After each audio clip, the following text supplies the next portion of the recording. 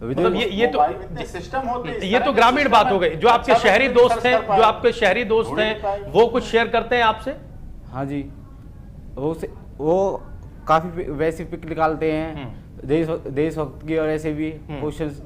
मैं यही कहना चाहता हूँ अगर किसी ठीक है, हम शुभलता जी समाधान की तरफ जाए। हम दरअसल समय कम है, हम दो बातों पर अब चर्चा करना चाहते हैं अलग अलग नजरिए से, कि जड़ कहां है और समाधान क्या है। उससे पहले हम जरा कैलाश जी को चर्चा में ले आए। कैलाश जी, आप प्रदेश अध्यक्ष हैं अभिभावक मंच के। अभिभावकों की बड़ी चिंता होती है और एक बड़ा कॉमन आरोप अभिभावकों पर लग रहा है कि समय नहीं है, वो बच्चों को डील नहीं कर पा रहे हैं, वो उनकी चिंता नहीं कर रहे हैं। क्या सच है और कहां ऐसी चीजें हैं जो आपके हाथ में भी नहीं है, आपको लगता है कि मेरे बच्चे के पास ये कहां से आ गई, मैंने तो ये सिखाया नहीं था, किया नहीं था? राजीव जी, अभी एक घटना फरीदाबाद में हुई है। एक 5 साल की बच्ची के साथ एक जो उसको छोड़ने जाता था, उसके साथ काफी वो हरकत करता था। और जब उसको पकड़ा गया पुलिस ने और उसकी काउंसलिंग की, तो उसने ये बताया कि मेरे को ये जो कुछ करने की प्रेरणा मिली, ये मेरे पे जो बाजार में असली साहित्य मिलता है उसको पढ़ के मेरे को मिली। तो सबसे बड़ी बात इस अभिभावकों को आज की चिंता हो रही है कि हम अपने बच्चों को जो स्कूल कॉलेज में भेज रहे हैं कि वो वास्तव में ठीक तरह से वहाँ जा रहे हैं कि नहीं जा रहे। एक घटना हुई कि आजकल कॉलेजों में तो नहीं है, लेकिन 12वीं तक के स्कूलों में मोबाइल बंद है। अब वहाँ पर एक बच्चे के मोबाइल उसके बैग में मिल गया और उसको रख लिया गया, और वो लड़का इस डर से घर नहीं पहुंचा कि आज मेरी पेरेंट्स से शिकायत करेंगे। काफी ढूंढने के बाद वो बच्चा मिला, तो उल्टे अभिभावक उस प्रिंसिपल के मैनेजमेंट के पास गए कि आपका अपने उस बच्चे को क्यों मोबाइल देखा, अगर मिल गया तो क्या बात होगी। हम अभिभावक के नाते जिस तरह हम जाते हैं, तो हमने उनसे कहा कि बाबा इन्होंने कोई ऐसा गलत काम नहीं करा, आपने मोबाइल दिया ही क्यों? और अगर इन्होंने कह दिया इनकी गलती है, वो कह रही कोई हादसा ऐसा हो जाता, तो उल्टा हो क्या रहा है कि अगर अच्छी चीज के लिए भी अगर कोई कुछ करता है तो पेरेंट्स उल्टा उससे लड़ने झगड़े के जाते हैं। हम स्कूलों का मुद्दा उठाते हैं फीस वृद्धि के साथ साथ, तो फिर पेरेंट्स की एक मीटिंग होती है, पीटीएम जिसे बोलते हैं, ठीक है, हम उसमें भी अपने प्रतिनिधि पूछते हैं और उनसे ये कहते हैं अलग से कि भाई देखो, आप बच्चों को यहाँ पर भेजते हो और करते हो, आप कम से कम जब बैन लगा रखा है मोबाइल का, तो एक तो मोबाइल का यहाँ पर मत भेजिए। दूसरा, आपने अपने घरों में एक स्टडी रूम बना रखे हैं, और स्टडी रूम भी इस तरह बना रखे हैं कि वो बच्चा बंद करके पढ़ाई करता है। हम ये नहीं कहते कि सारे बच्चे ऐसे नहीं, बहुत से अच्छे ब्रिलियंट बच्चे भी इस तरह पढ़ते हैं। हम उससे ये कहते हैं अभिभावकों से कम आप ये तो देखिए रात के 12 बजे तक 2 बजे तक टीवी भी चल रहा है उस घर में, उस कमरे में, और वो अपना मोबाइल भी देख रहा है, तो क्या वास्तव में वो कर रहा है? कहती नहीं, ठीक ही पढ़ रहा है। तो हमने काउंसलिंग अभिभावकों की है कि कानून बनता रहेगा, कानून सुप्रीम कोर्ट बनाए, कुछ गुटखा का एक कानून बन गया, अभी भी गुटखा चोरी से मिल रहे हैं। तो हमने काउंसलिंग एक तरह से चलाई है फरीदाबाद के अंदर कि पेरेंट्स की हम बैठा करके बात करते हैं कि आप अपना थोड़ा सा समय, ठीक है ये नेट बंद नहीं हो सकता, ये जरूरत है, आवश्यकता है, इसमें अच्छी अच्छी बातें भी मिलती हैं देखने के, लेकिन इसके दुष्परिणाम भी बहुत हैं। तो आप अगर वॉच रखेंगे तो थोड़ा सा ठीक रहेगा और ये घटनाएं नहीं होंगी। और रिस्पॉन्स कैसा मिल रहा है आपको जब आप ये बात समझाते हैं? तो जो लड़ने जाते थे अपने स्कूलों में प्रधानाचार्य से, प्रिंसिपल से, वो मान रहे हैं इस बात को, और वो मान रहे हैं कि हम देखते हैं, चेक करते हैं, बच्चे के अंदर जाते भी, अगर मोबाइल का बिल जाता है, नेट का आता है, पता ही चल जाता है कि नेट का बिल कितना ज्यादा कहां से आ गया,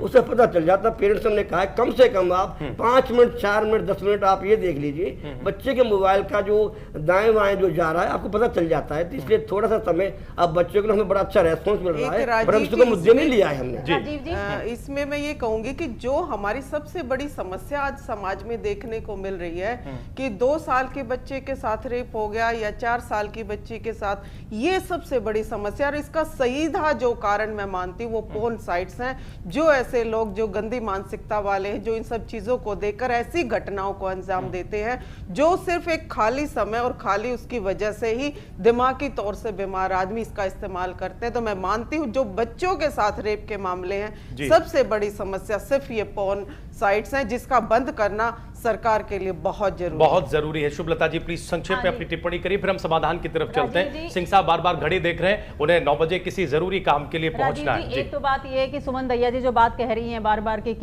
महिला आयोग ये करती है, महिला आयोग, हमने प्लानिंग करी है 10 साल में, आज तक वो इस पर कंट्रोल नहीं कर पाए हैं। 10 साल हो गए हरियाणा सरकार में कांग्रेस को बने हुए, 10 साल में कोई कंट्रोल नहीं हुआ। नहीं देखिए, दूसरी बात ये होती है, ऐसा है, घर में अभी मैंने तो हमारी ज्वाइनिंग तो एक पार्टी का हमने 3 महीने से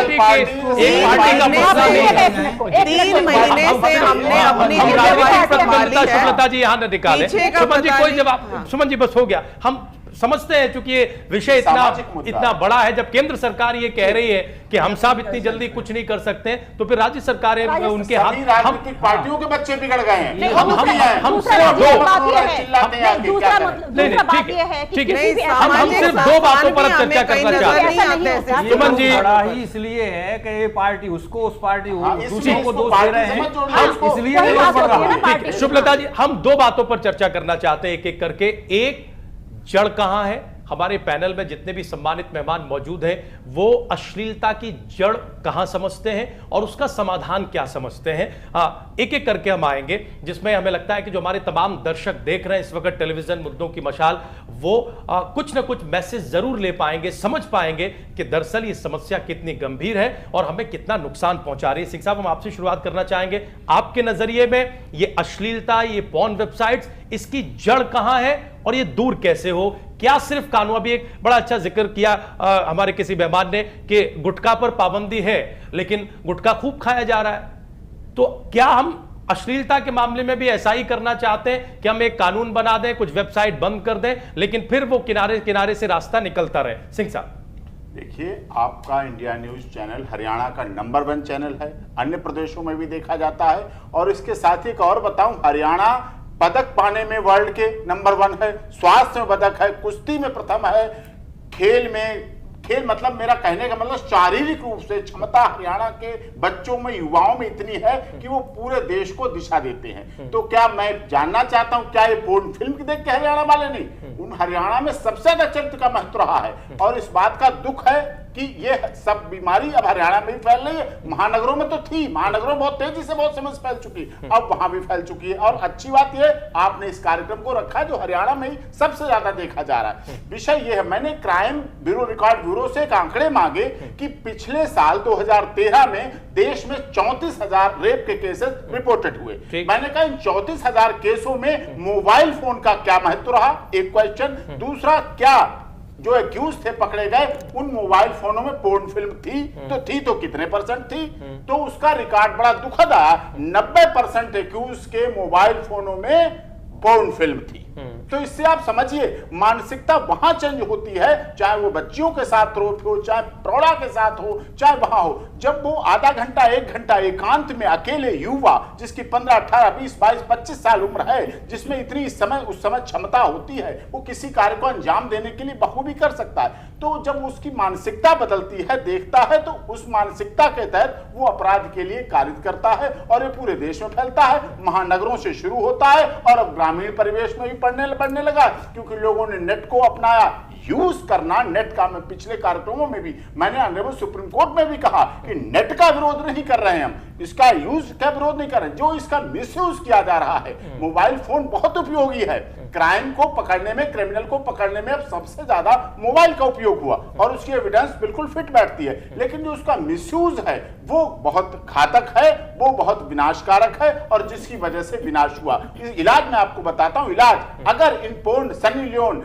हनी सिंह, जो नाम गिनाए जा रहे हैं, इनकी जितनी चर्चा की गई, इतना इनको जो प्रपोज किया गया, जितना एडवर्टाइजमेंट इनके बुक करके चलाए गए, अगर इस देश में उतने ही प्रचार स्वामी विवेकानंद, स्वामी दयानंद, स्वामी ऋषि महर्षि और जितने हमारे महापुरुष हुए, जिन्होंने ब्रह्मचर्य की परिभाषा दिखाई, जिन्होंने बहुत से अच्छे पहलवान हुए जिन्होंने ब्रह्मचर्य की परिभाषा दिखाते हुए कहा कि ब्रह्मचर्य सबसे बड़ी ताकत है, क्या वेदों का प्रचार उतना किया जा रहा है? क्या रामायण का प्रचार उतना किया जा रहा है? क्या गीता और महाभारत के भी सिखाए जा रहे हैं? क्या उनके श्लोक पढ़ाए जाते हैं? क्या उनका एडवर्टाइजमेंट किया जाता है? क्या उनकी वेबसाइट बना बनाकर छात्रों को अपने आप भेजी जा रही है? अच्छा हो सरकार, चाहे पिछली सरकारें रही हो, चाहे ये सरकार हो, आने वाली सरकारें हो, प्रदेशों की सरकारें हों, अगर नैतिकता पर बल देंगे, अगर चरित्र निर्माण की बात करेंगे, तो उसके लिए साधन भी अपनाएं, संसाधन भी अपनाएं और ये सब चीजें पूरे देश के छात्रों छात्राओं में पहुंचाएं, ब्रह्मचर्य की बात बताएं। सीता, सती, अनुसुईया की कहानियां आज की युवा पीढ़ी, लड़के और लड़कियां भूल चुके हैं कि क्या थी सती अनुसुईया, कैसे उसने ऋषियों को, कैसे उसने देवों को कंट्रोल कर लिया। वो उसका सतीत्व था, वो उसका पति के प्रति धर्म था। केवल करवा चौथ का व्रत या पति के अपने फ्रेंड्स डे या पत्नी के प्रति प्यार का प्रदर्शन नहीं बच्चों को निर्माण कर रहा है। बच्चों को निर्माण करने के लिए आपको नैतिकता देनी पड़ेगी। समाधान के रूप में बता रहा हूं आपके चैनल के माध्यम से कि आपको नैतिकता देनी पड़ेगी, चरित्र के लिए प्रयास करना पड़ेगा। इसको कॉलोनीज वाइज, जैसा कि अभिभावक संघ ने कहा, परिवारों में सब बात चलानी पड़ेगी।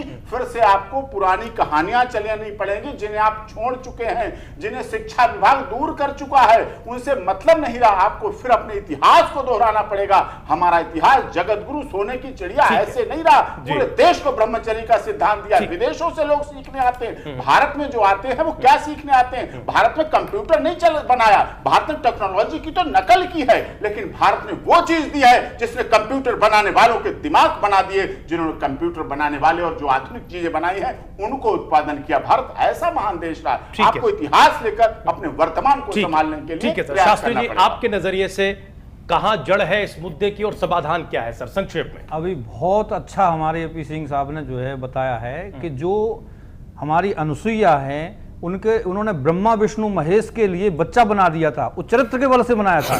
हनुमान जी यदि समुद्र को लांगे थे तो वो चरित्र के बल से, भीष्म पितामह ने इच्छा मृत्यु का वरदान प्राप्त किया था तो वो चरित्र के बल से। आज चरित्र गिरता जा रहा है और चरित्र गिरने में जो है ज्यादा समाज जितना है उतना ही जो है सरकार का अधिकार ज्यादा। सरकार ज्यादा सब कुछ समर्थ है, वो कर सकती है, समाज इतना समर्थ नहीं है, अभिभावक इतने समर्थ नहीं है कि वो अपने बच्चों को संभाल। शिक्षा नहीं। अब हमारे वो युवा पीढ़ी से जो हमारे डागर साहब बैठे हैं या यहाँ पर हमारे प्रदीप जी बैठे हैं, ये बता रहे, तो अब माता पिता क्या निरीक्षण करेंगे? उनको पता ही नहीं है, वो चलाना ही नहीं जानते, उसको देखना नहीं जानते हैं, बहका देते हैं। तो शिक्षा को बढ़ाया जाए, शिक्षा वो पढ़ाई जाए जो शिक्षा वास्तव में संस्कारी शिक्षा है। शिक्षा को बदलना पड़ेगा।